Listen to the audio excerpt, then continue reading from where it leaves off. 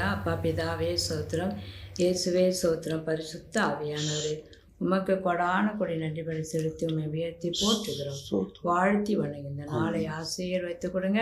பாடலும் ஆண்டவரே வார்த்தையும் பிள்ளைகளுக்கு ஆசீர்வாதமாக இருக்கட்டும் ஆண்டவரே. இந்த ஆண்டவரே 10வது மாதத்தில் நாங்கள் ஒப்பு கொடுக்கிறோம், கிருபை சூழ்ந்து கொள்ளட்டும். இயேசு நாமத்தை கேட்கிறேன் நல்ல தகப்பனே, ஆமென். உன் சுக வாழ்வு சீக்கிரத்தில் தொழிற்கும், துக்கம் சந்தோஷமாய் மாறும், மாறும் சூழ்நிலைகள் மாறும், சீக்கிரத்தில் எல்லாம் மாறும், மாறும் சூழ்நிலைகள் மாறும், சீக்கிரத்தில் எல்லாம் மாறும். கர்த்தரின் கரம் என் மேலே கடுகளவும் பயமில்லையே, கர்த்தரின் கரம் என் மேலே கடுகளவும் பயமில்லையே, கையிட்டு செய்யும் வேலை ஆசீர்வதிப்பார், நித்தமும் நம்மை நடத்திடுவார். கையிட்டு செய்யும் வேலை ஆசீர்வதிப்பார், நித்தமும் நம்மை நடத்திடுவார். சுகவாழ்வு சீக்கிரத்தில் தொழிற்கும், துக்கம் சந்தோஷமாய் மாறும், மாறும் சூழ்நிலைகள் மாறும், சீக்கிரத்தில் எல்லாம் மாறும். உள்ளங்கையில் நின் பெயரை வரைந்து உள்ளார், உறங்காமல் காக்கும் தெய்வம் தானே என்றார். உள்ளங்கையில் நம் பெயரை வரைந்து உள்ளார், உறங்காமல் காக்கும் தெய்வம் நானே என்றார். வாக்கு கொடுத்த தெய்வம் உண்மையுள்ளவர், வாக்கு மாறாத தேவர். வாக்கு கொடுத்த தெய்வம் உண்மையுள்ளவர், வாக்கு மாறாத நேசரவர். சுகவாழ்வு சீக்கிரத்தில் தொழிற்கும், துக்கம் சந்தோஷமாய் மாறும், மாறும் சூழ்நிலைகள் மாறும், சீக்கிரத்தில் எல்லாம் மாறும். உலகத்தின் இரட்சகர் இயேசு பிறந்தார், குதூகலந்தா கொண்டாட்டந்தா சர்வ பூமியில். உலகத்தின் இரட்சகர் இயேசு பிறந்தார், குதூகலந்தான் கொண்டாட்டந்தான் சர்வ பூமியில். மகாராஜா பூமியிலே பிறந்தார், சந்தோஷம் சந்தோஷம் சந்தோஷமே. மகாராஜா பூமியிலே பிறந்தார், சந்தோஷம் சந்தோஷம் சந்தோஷமே. சுகவாழ்வு சீக்கிரத்தில் தொழிற்கும், துக்கம் சந்தோஷமாய் மாறும், மாறும் சூழ்நிலைகள் மாறும், சீக்கிரத்தில் எல்லாம் மாறும். சோதராண்டவரே நன்றியோடமே துதிக்கிறையா. கர்த்தரின் கரம் நம்ம மேலே இருக்கிறதுனால ஒரு கடுகளவும் நமக்கு பயம் இல்லை. கைவிட்டு செய்கிற வேலையெல்லாம் தேவன் ஆசீர்வதிக்கிறேன் என்று சொல்கிறார். கலங்காதே திகையாதே, நான் உன்னோடு இருக்கிறேன் என்று சொல்கிற தேவன் அதில் உள்ளங்கையில் நம் பெயர் வரைந்து வைத்திருக்கிறார். உறங்காமல் காக்கும் தேவன், நமக்காக பிதாவின் இடத்தில் பரிந்து பேசுகிற தேவனாயிருக்கிறார். வாக்கு கொடுத்த தெய்வம் உண்மை உள்ளவர், வாக்கு மாறாதவர். இந்த வருட கடைசி மாதங்களில் நாம் நிற்கிறோம். நமக்கு வாக்கு கொடுத்த தெய்வம் உண்மையுள்ளவராக இருக்கிறார். அல்லேலூயா. உலகத்தின் இரட்சகர் பூமியில் பிறந்திருக்கிறார். குதூகலம் கொண்டாட்டம் தான் நமக்கு. அல்லேலூயா.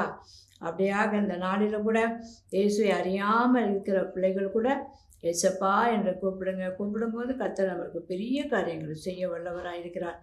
ஒரு காலத்தில் ஆண்டவரே அறியாமல் தெரியாமல் இருக்கிற எத்தனையோ மக்கள் இன்றைக்கு ஆண்டவர் தொட்டிருக்கிறார். அப்படியாக இந்த நாளிலும் இந்த வேளையிலும் டிவி முன்பாக அமர்ந்திருக்கிற ஒவ்வொரு பிள்ளைகளுக்காக நாங்கள் செபிக்கிறோம் ஐயா.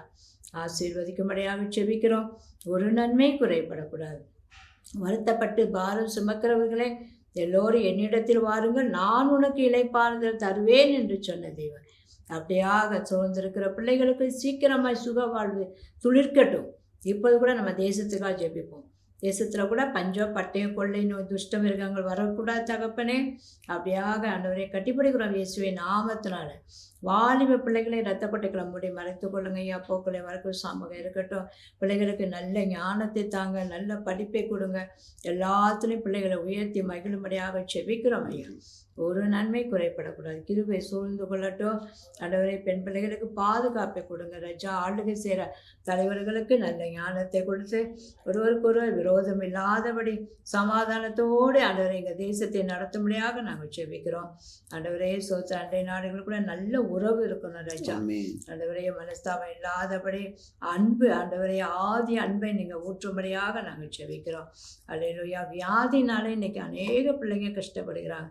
இந்த நேரத்தில் வியாதியோடு அமர்ந்திருக்கிற பிள்ளைகளுக்கு ஆண்டவரே வியாதி சுகம் கொடுக்க முடியாது. எந்த வியாதியாக இருந்தாலும் நசரேனா இயேசு கிறிஸ்து நாமத்தினால அப்பால சாத்தானே விரட்டிக்கிறோம் ஆண்டவரே.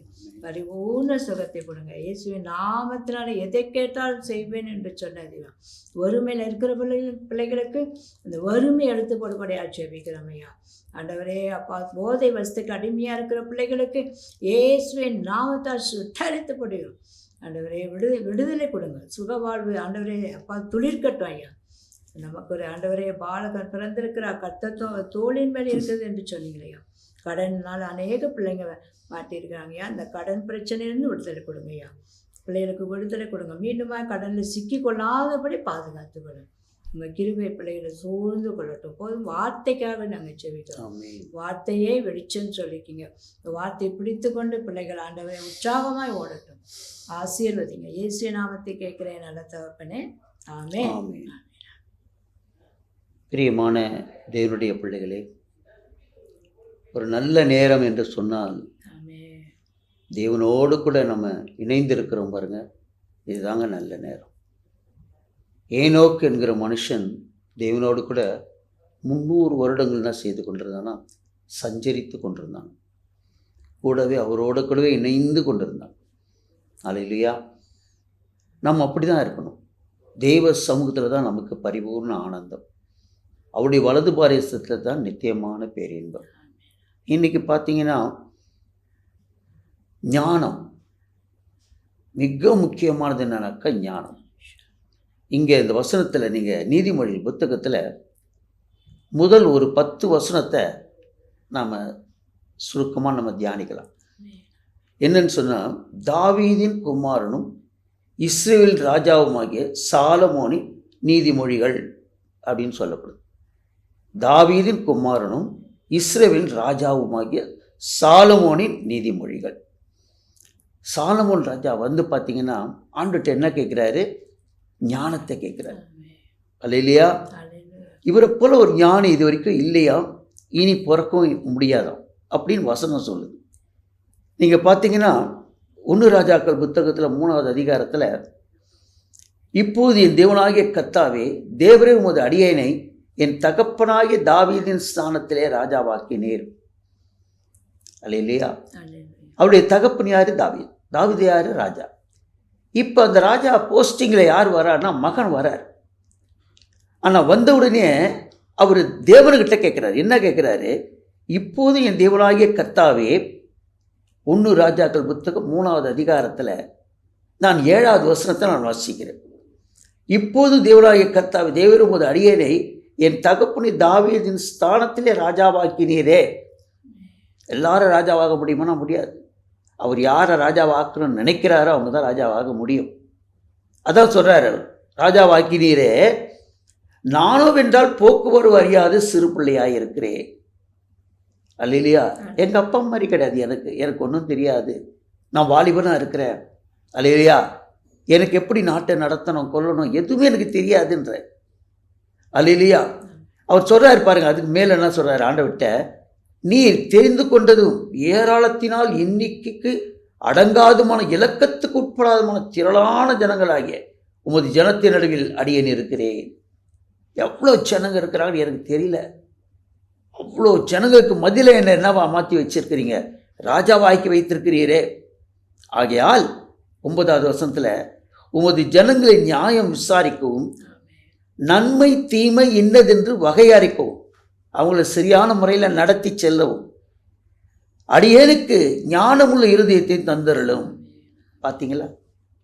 மனுஷங்கிட்ட கேட்கல, யார்கிட்ட கேட்குறாரு? ஆண்டவர்கிட்ட கேட்குறாரு. எனக்கு ஞானத்தை கொடுங்க ஆண்டவரே, இவ்வளோ ஜனங்களுக்கு மத்தியில் என்னை ராஜாவாக மாற்றிட்டீங்களே, என்னை உட்கார வச்சிருக்கிறீங்களே, நான் இவங்களெல்லாம் நியாயம் தீர்க்கணும்னா இது நல்லது இது கெட்டது நான் எப்படி வரையறுக்க முடியும்? ஏராளமாக இந்த ஜனங்களுக்கு நான் ஜனங்களை நியாயம் விசாரிக்கும் யாராலே ஆகும் என்றான். எப்படி என்னால் நியாயம் விசாரிக்க முடியும்? இவங்க தவறு செஞ்சால் தவறுன்னு சொல்லவும், தவறை திருத்தி நல்லதை செய்யுன்னு சொல்லி கொடுக்கவும் எனக்கு என்ன இல்லை? எனக்கு ஞானம் இல்லை. எனக்கு அந்த அளவுக்கு அறிவு இல்லை, எனக்கு அந்த அளவுக்கு புத்தி இல்லை, எனக்கு அந்த அளவுக்கு விவேகம் இல்லை. அல்லேலூயா. ஆகையால் நீங்கள் தான் என்ன செய்யணும்? எனக்கு அந்த வல்லமையை கொடுக்கணும் அப்படின்னு கேட்குறான்.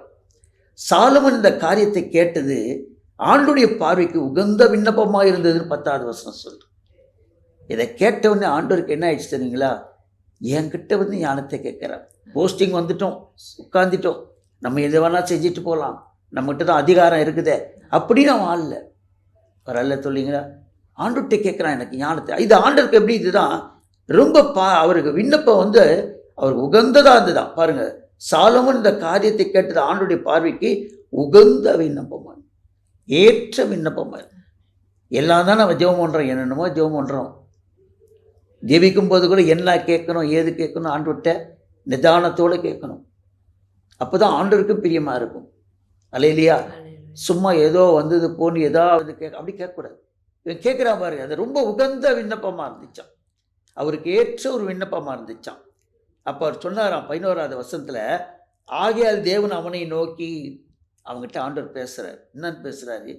நீ எனக்கு நீடித்த நாட்களை கேளாமலும். என்ன கேட்கல? எனக்கு நிறைய ஆயுசு இருக்கணும், நான் பத்திரமா இருக்கணும், என்னை யார் ராஜா வச்ச, ராஜானா எப்படி ஆபத்து இருக்கும்ல, அல்லேலூயா, அந்த ஆபத்தெல்லாம் என்னை காப்பாற்றுங்க அப்படிலாம் அவன் கேட்கல. கர்த்தருக்கு ஸ்தோத்திரம். ஆகையால் தேவன் அவரை நோக்கி, நீ எனக்கு நீடித்த நாட்களை கேட்கல, என்னை காப்பாற்றுங்க, அப்படி என்னை என் உயிரை கொடுங்க, நான் நிறைய நாள் ஜீவிக்கணும் உலகத்தில், அப்படிலாம் அவன் கேட்கல. கர்த்தருக்கு ஸ்தோத்திரம். கேளாமலும் ஐஸ்வர்யத்தை கேளாமலும் அப்படின்னா அது பணத்தை கேட்கல, உலக பிரகாரமான பணத்தை. ஐஸ்வர்யனாக்கா 2 ஐஸ்வர்யம் இருக்குது. ஒன்று ஆசீர்வாதம் என்ற ஐஸ்வர்யம், ஒன்று உலக ஐஸ்வர்யம். அல்லேலூயா. இப்போ உலகத்தில் அவன் ராஜாவாக இருக்கிறான். எனக்கு நிறைய பணம் காசுலாம் கிடைக்கணும், நான் பெரிய ராஜாவா, எனக்கு நிறைய சம்பத்து வரணும், சொத்து வரணும், அப்படிலாம் கேட்கல. அவர் சொல்ல பாரு, நீ அதையும் கேட்கல. அல்லேலூயா. நீ உன் சத்துருக்கள் பிராணனை கேளாமலும், உன் இந்த காரியத்தை ஐஸ்வர்யத்தை கேளாமலும், உன் சத்துருக்களின் பிராணனை கேளாமலும். இது ரொம்ப முக்கியம். எனக்கு விரோதிங்க நிறைய பேர் இருக்கிறாங்க ஆண்டவரே, அவங்களெல்லாம் அழிச்சு போட்டுருங்க ஆண்டவரே, அப்போ தான் நான் விடுதலையாக நான் ராஜாவாக இருந்து நான் என்ன செய்வேன், நாட்டை ஆள முடியும் அப்படின்னும் கேட்கல. 3 காரியத்தையும் அவன் கேட்கல. அல்லேலூயா. நீடித்த நாட்களை கேட்கல, ஐஸ்வர்யத்தை கேட்கல, அவனுடைய சத்துருக்கள் எல்லாம் அழிச்சு போடுங்கன்னு சொல்லி அதுவும் அவன் கேட்கல. இந்த காரியத்தை கேட்டு, எந்த காரியத்தை? ஞானம் எனக்கு கொடுங்க ஆண்டவரேன்னு கேட்டிய. அல்லேலூயா. நியாயம் விசாரிக்கிறதுக்கு ஏற்ற ஞானத்தை உனக்கு வேண்டிக் கொண்டபடியினால் நீ அதுதான் என்கிட்ட கேட்ட, வேறு எதுவுமே கேட்கல. அது எனக்கு எப்படி இருந்துச்சுன்னா ரொம்ப ஏற்ற விண்ணப்பமாக இருந்தது. அதெல்லாம் கொடுக்குற அவரு தானுங்களே. அல்லேலூயா. உன் வார்த்தையின்படி செய்தேன், உனக்கு என்ன கேட்டியோ அதை நான் இப்போ உனக்கு என்ன செய்ய போகிறேன், நான் கொடுக்க போகிறேன். அல்லேலூயா. ஞானமும் உணர்வுள்ள இருதயத்தை உனக்கு தந்தேன். ஞானம் மாத்திரம் தரல, உணர்வுள்ள இருதயம். எதையும் யாரோ சொன்னாங்க செஞ்சாங்க, அவங்க சொன்னாங்க இவங்க சொன்னாங்கன்னு செய்யல, எனக்கு உணரப்பட்டு, கர்த்தரால் எனக்கு உணரப்பட்டு நான் ஒரு முடிவு எடுக்கிறேன்னா அது வந்து எப்படி இருக்கணும்? கரெக்டாக இருக்கும். அல்லேலூயா. நம்ம ஒரு முடிவு எடுக்கிறோன்னா அது வந்து என்ன ஆகாது, யார் என்ன கேட்டாலும் அதுக்கு நம்ம பதில் சொல்ல முடியும். உணர்ந்து ஒரு முடிவு எடுக்கிறது. ஒரு அல்ல சொல்லிங்களா? சார், ஞானத்தையும் உணர்வுள்ள இருதயத்தையும் உனக்கு தந்தேன், இதிலே உனக்கு சரியானவன் உனக்கு முன் இருந்ததும் இல்லை, உனக்கு சரியான உனக்கும் பின் எழும்புவதும் இல்லை, இனி வரவும் முடியாது. அந்த மாதிரி ஒரு ஞானம் சாலமோனுக்கு கிடைச்ச ஒரு ஞானம் என்ன செய்யணும், இந்த உலகத்தில் யாருக்கும் கிடைக்காது அப்படின்னு அவர் சொல்கிறார். இதுவும் அன்றி நீ கேட்கல, நீ கேட்கலனாலும் நான் உனக்கு கொடுக்குறேன். அல்லையா. இதுவும் அன்றி நீ கேளாத ஐஸ்வர்யத்தையும். அவன் என்ன கேட்கல? நான் பெரிய பணக்காரன், எனக்கு நிறைய சம்பத்து வரணும், எனக்கு அசையாத சொத்து அசைகிற சொத்தெல்லாம் நிறையா இருக்கணும் அப்படிலாம் நீ கேட்கவே இல்லையே. அல்லேலூயா. நீ கேட்காத கொடுக்குறேன்ற. இதுவும் அன்றி நீ கேளாத ஐஸ்வர்யத்தையும் மகிமையும் உனக்கு தந்தே. மகிமை, தேவ மகிமை. அல்லேலூயா. நம்முடைய முகத்தில் ஆண்டவர் என்ன கொடுக்குறாரா? மகிமை கொடுக்குறார். கர்த்தருக்கு ஸ்தோத்திரம். மோசேயுடைய முகத்தில் என்ன ஆச்சு? தேவ மகிமை இறங்குச்சு. அதை போல உனக்கு மகிமை தரேன். இதிலே உனக்கு சரியான உனக்கு முன் இருந்ததும் இல்லை, உனக்கு உனக்கு பின் எழும்புவதும் இல்லை. இதுவுமன்றி நீ கேளாத ஐஸ்வர்யத்தையும் மகிமை உனக்கு தந்தேன். உன் நாட்களில் இருக்கிற ராஜாக்கள் ஒருவனும் உனக்கு சரியா இருப்பது இல்லை. உன்னை போல ஆளக்கூடிய ஒரு ராஜா இது எழும்ப போறதே இல்லை அப்படின்னு யாரு கொடுத்துருக்காரு? சாலமோனுக்கு அந்த ஞானத்தை கொடுத்துருக்காரு. அந்த சாலமோன் ராஜா தான் எதை எழுதி வச்சிருக்காரு? நீதிமொழிகள் புத்தகத்தையும் எழுதி வச்சிருக்காரு. அல்லேலூயா. நம்ம நீதிமொழிகள் புத்தகத்தில் 1வது அதிகாரம் பார்த்தோம்ல, தாவீதின் குமாரனும் இஸ்ரவேல் ராஜாவாகிய சாலமோன் நீதிமொழி புத்தகம் 1வது அதிகாரத்தில் 1 வசனம் அதை சொல்லுகிறது. நம்ம அடுத்த பகுதியில் அதை பார்ப்போம். எவ்வளோமா அன்பான தேவனே, அருமையான இரட்சகரே, சாலமோன் தனக்கு ஞானம் வேண்டும் என்று யாரிடத்திலும் கேட்கல. அப்பா கிட்ட கேட்டார், இயேசுவினிடத்துல கேட்டார், தேவனிடத்துல கேட்டார், கர்த்தரிடத்துல கேட்டார்.